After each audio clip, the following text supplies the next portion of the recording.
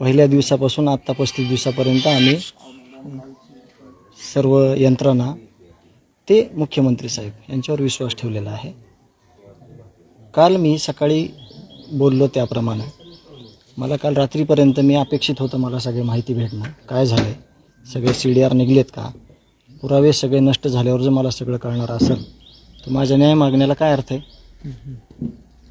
मी प्रत्येक वेळेस विश्वास दिलेला आहे, पण आत्ता मी जे माझी भूमिका घेणार आहे ती भूमिका गांभीर्यानं आणि मी पूर्ण विचार करून घेतोय.